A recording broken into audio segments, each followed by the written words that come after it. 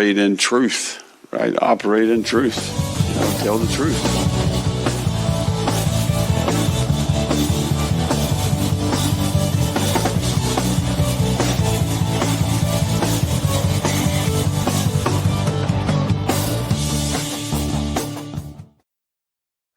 Hello, everybody, and welcome back to the Gator Truth Florida Football Podcast.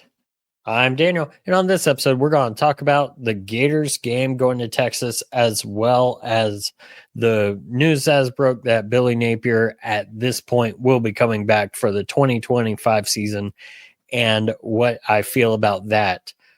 With that said, very interesting conversation all around on all of this. But to begin, we'll just get right into it. To begin, let's talk about Texas and the offense. And really, I don't know if we see DJ Lagway. I'm going to operate on the assumption we don't. But if we do, just real quick, a key would definitely be hitting down the field shots, backing off the Texas defense. And one good thing, if we get into, if not DJ Lagway is that we might be able to run the ball. And it helps if DJ Lagway's there as well, just the threat of him running. Personally, I wouldn't put DJ in unless he's 100% with a hamstring injury. Chances of re-injuring probably decently high for a game that I'm not even going to say it's a 50-50 shot. If the chances of re-injury are decent to high, I'd rather heal him up and try and get some rivalry wins in 2 of the next 3 games rather than possibly, throwing him out there in Texas and having a problem. I know a lot of people I've talked about, DJ's from Texas, wants to play. Good news is we will be in College Station next year. With that said, for those of you listening, you're going to hear this and possibly see this if you're watching on YouTube before I do this, or maybe you'll see it after. But on the podcast page, you will probably see a picture come out of me at Kyle Field tomorrow, and I'm doing it on purpose, and it's going to say something to the effect of, so ready for us to see Florida against Texas tomorrow. Those that have been listening a while know I have family in College Station. Those who haven't probably don't know. But so we're going to see that family in College Station. And of course, as part of that, I'm probably going to go check out Kyle Field. My mom's never seen it. She's going on the trip with me. Had to cancel last time we went out there. So probably going to just go get a few pictures, at least outside the stadium with a 12-man statue. But I'm sure some people are going to say, hey, you're totally 2 hours away from where you need to be. So now that you've listened or seen this, you know a little bit of the inside joke. But I'm sure everyone will take it in a fun way. But that's why I do it.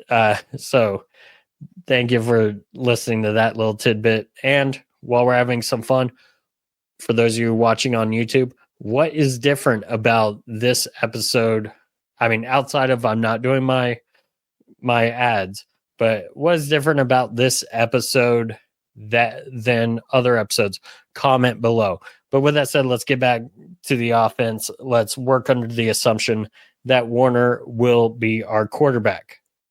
Well, our offense, of course, is going up against Texas.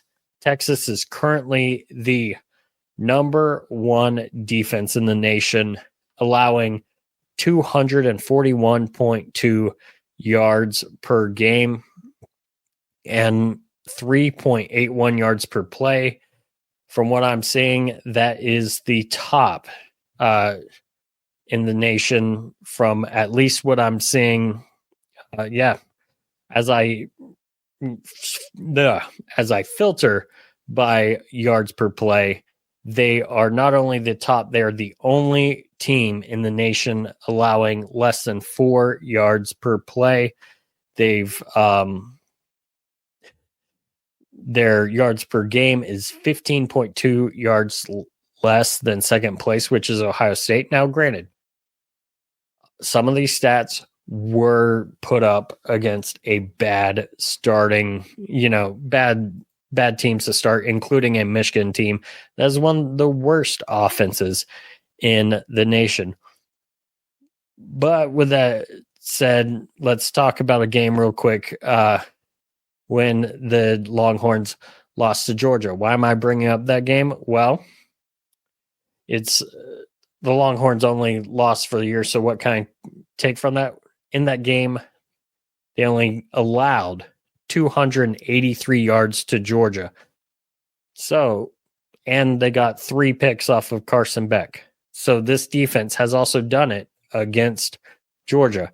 And before you say, well, Georgia's offense isn't that good, well, got some, flack last week when I said, well, I don't know if we win or not, and I'm not sure how much we've improved. Definitely improvement, but the amount is still variable because of the variables in some of the teams that we faced, like a Carson Beck. But that's all right. The point I'm making here, though, is Texas's defense, even against some good teams, has really played well, including in their loss. And we're coming in with a quarterback who is very limited. Let's go to Vandy. Vandy was a close game. Against Vandy, allowed 270 yards. Well, 269. 155 yards passing, 114 on the ground. So again, Texas, their stats, even against SEC teams, are ridiculous, holding to under 300 yards per game. In a lot of these games, let's even go to that Oklahoma game. Sure, why not? Oklahoma, Texas beat them 34-3. Again, not one of the best offenses. Held them to less than 250 yards. This Texas Longhorn defense is legit, is what I'm saying. And the reason why I bring that up is right now, the Gators are going to be, for the most part, one-dimensional. I don't know how we're going to address that, but we saw that outside of a few throws, Aiden Warner, very limited, 7 of 22 last week against the Bulldogs, and now he's facing statistically a better defense in Texas. And he's doing so on the road as opposed to in a 50-50 environment. Personally, I'd like to see more wrinkles. I'd like to see, and again, I've talked about this, joked about it, I'd like to see maybe a little bit of a South Carolina 2013 game plan, which of course worked until we stopped doing it for the second half, where we're winning and then snatched defeat from the jaws of victory. But anyways, I would love to see maybe a lot of Wildcat with Jaden Baugh or Jacoby Jackson and just, hey, run that read option.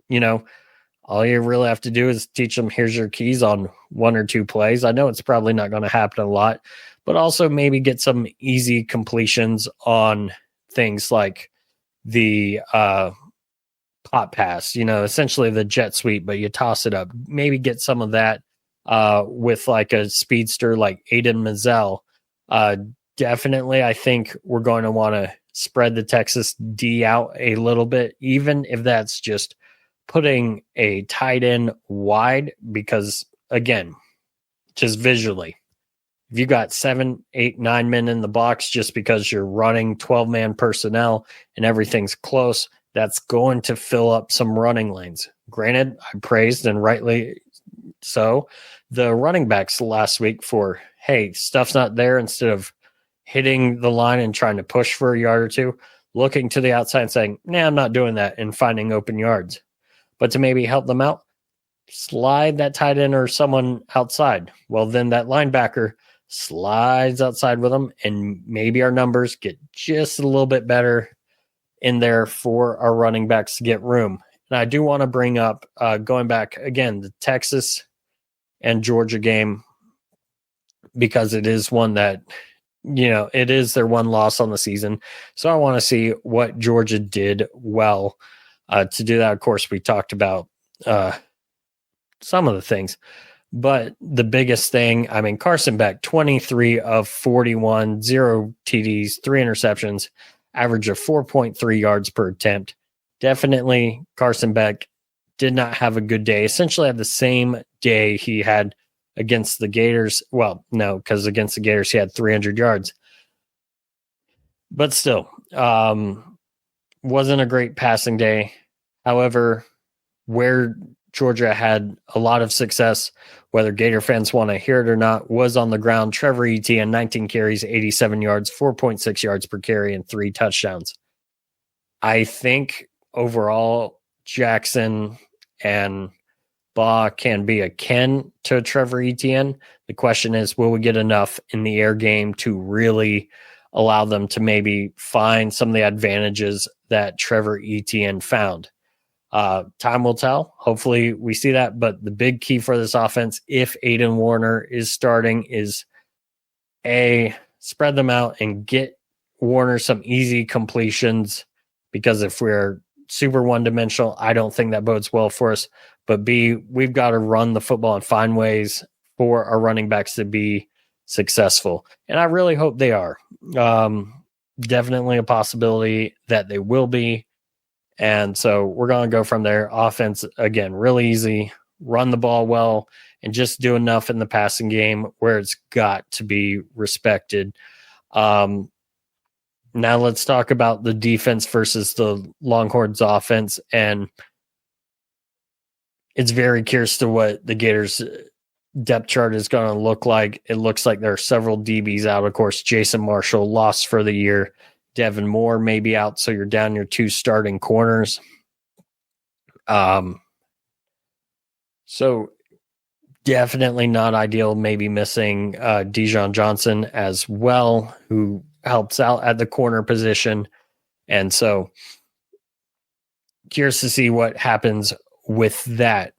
With that said, again, looking at the Georgia game, because let's base it off the one loss. Not that the transit property carries, but because, hey, what did other teams that had success against Texas, which hasn't been many, what did they do to have that success? And the big success that Georgia had against Texas was they stopped the run. Texas, their running back, Wisner, 15 carries, 52 yards, 3.5 yards per carry, long of 10 yards. And you know how I feel about, let's see what they averaged when you take away the one longest run. Here it's 3 yards per carry, 42 divided by 14. And so this is a running team that, or at least a running game that can be slowed down. Usually Texas's strength is in their passing game. Texas currently 16th in the nation in total offense, 453.1 yards per game. Of course, again, taking a little bit of that from the early season blowouts against, some bad teams. But for example, if we're going to look like the Michigan game,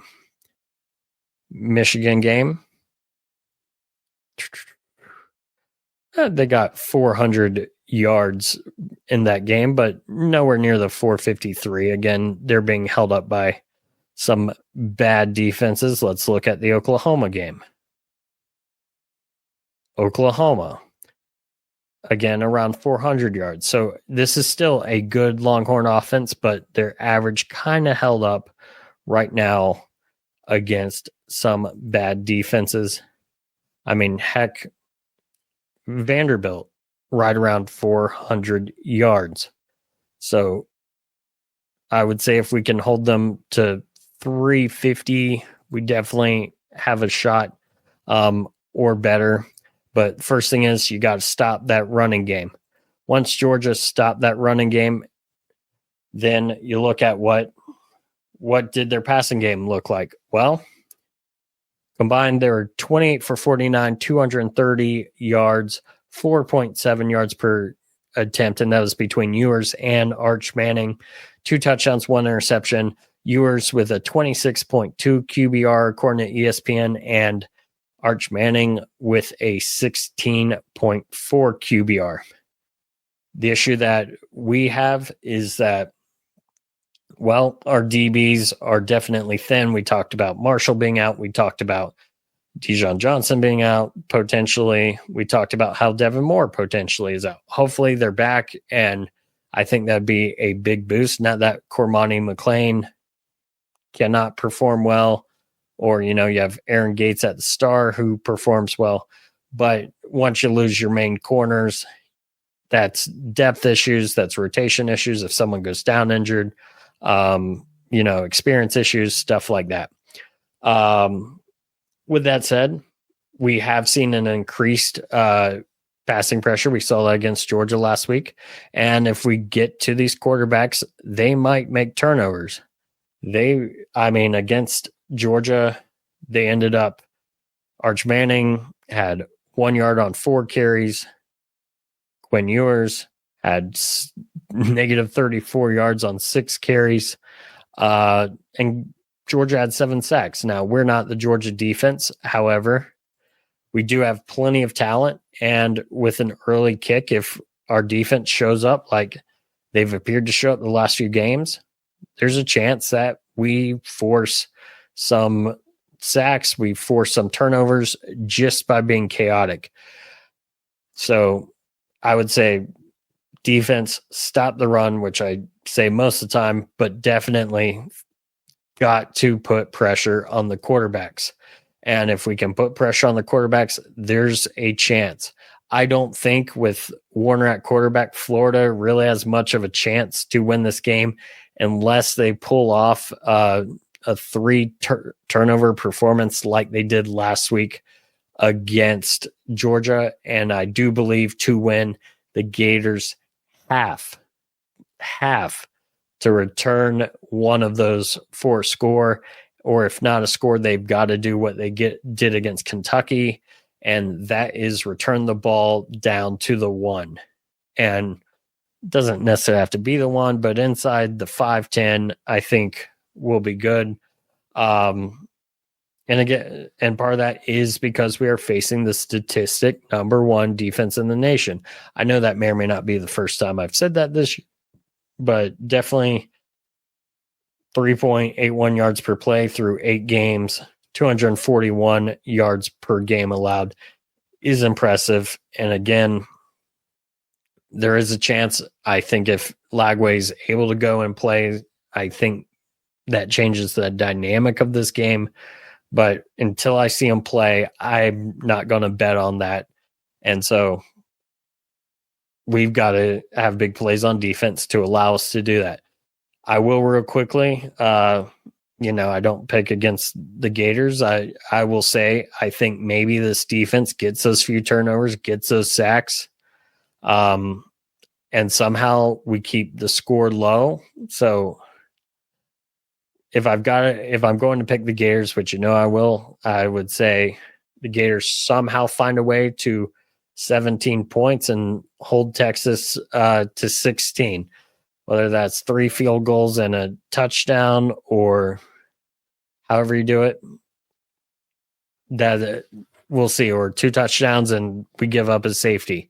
But if I'm picking the Gators, I'll do it by the narrowest margins and assume that what we've seen on defense improves even further going into Austin. And with that, the Gators somehow, the D leads the offense to just barely enough points to pull it out.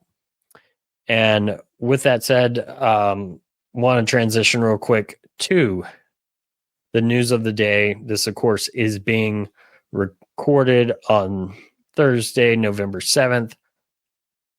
Earlier today, Scott Strickland made the announcement that Billy Napier, for now, is coming back next year. I say for now because you never know if these games go south, if something changes. Of course, he said what he said, but I could also see things possibly changing. I don't think it will, but you never know. And I'll be straightforward, as I've been with many people, and I know other podcasts such as Gator Nation Football Podcast has been straightforward with this as well, and that's according to all available metrics. This program is not on a trajectory to win championships, which part of Scott Strickland's statement today was about competing for championships and championship level competition. And we've not seen that. And I know I've got friends that are like, well, I said before the year 7-5, but what I really mean is losing season number 3 is okay. I don't believe that. But hey, again, I will come on this podcast. And again, if I'm wrong, let me know about it. But here's when I'll say I'm wrong. When we win an SEC or national championship, doing a Dan Mullen and winning 10 games, that doesn't prove that we're wrong if what Scott Strickland said about the Goals championships today is our standard, which I believe it is. 10 wins is not the standard. 11-2 and not winning anything. Muschamp did that. 10 wins, making it to Atlanta. Jim McElwain did that. So if we're going to say, hey, you were wrong about Napier, do what they never did.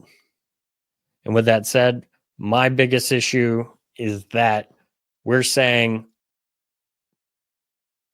3 losing seasons is okay. No way around it. That's what's being said. 2, or B, the thing is, we're saying only the middle 4 games of the season matter, because we're forgetting about, the 2 teams that we face, a bad Samford team and a Mississippi State team that probably ends up 2-10 at best, unless they pull some weird upset. But we got blown out at home, embarrassed first 2 games of the season. So clearly those aren't factored in. But we are going to factor in 2 closer losses to rivals, but they're still 0-2. The only 2 winning teams we faced in the middle 4. And we did maybe UCF does somehow get to a winning record. Maybe. Utah's been down this year, so maybe they pull that off. Arizona State lost their quarterback a while back. Maybe he's back. I don't follow them too closely, but they're 6-1 until they lost that quarterback. And maybe they beat West Virginia on the road. But until I see it, we've not beat a winning team this year. And the back 4 apparently don't matter, because now the announcement was made before the back 4. So we're saying, hey, if we get dog walk the next 3 games, I'm not saying we are, but let's say we do. We get dog walk the next 3 games, or heck, God forbid we lose to the worst FSU team in maybe anyone's lifetime, alive today, or at least 40 years. That don't matter. And that's what I'm saying. But to go back, that's why I'm saying maybe Scott Strickland's word, maybe it could change. But if not, the most frustrating thing is we're saying only 4 games matter, and that is 2-2 and 0-7 potentially. Maybe 1-7 again, depending on UCF. 0-7 against teams with a 500 or better record. I don't think that's good enough. I mean, again, Gator Nation Football Podcast, has made a great case.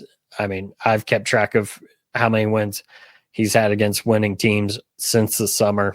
If you like, when I appeared on Doghouse podcast before the Georgia game, I break down my feelings on Billy Napier, and I just use the data. Go there, check out that podcast if you want to see that. And I'll tell you, one of the first people to message me after the news broke, Trey from Doghouse Podcast, asking me, so he's staying? And I said, looks like it. So here's to hopefully Billy proving me wrong. But again, proving me wrong is winning championships. It's not buying a team for the year, hoping, and then saying 8-4 is good enough. And I have seen that 7-5, 8-4. That's good enough in year 4. It's not. Stat is, and I'll stand by it. Since 1999, every coach hired to win every coach hired since 1999 to win a national title. Look this up for yourself. Or, if you want to, I'll go through it. Send me a message, comment below. Every coach hired since 1999, minus any mid-year interim nonsense, because that was not their team under their control, and they didn't coach enough games to pull this off.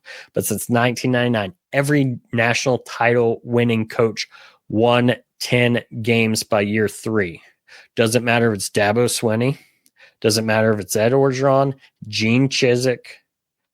And no one's going to argue that Gene Chizik and Ed Orgeron are great head coaches that, should have done it. No, they hit at the right time with the right OC and the right quarterback combination. And that's why when those combinations went away, both those coaches went away pretty quickly thereafter. And so we'll see. Hopefully, maybe the talk of us getting NIL brings a lot of people in, and maybe for 1 year we have a magical year. And maybe that helps recruiting get back to where it needs to be.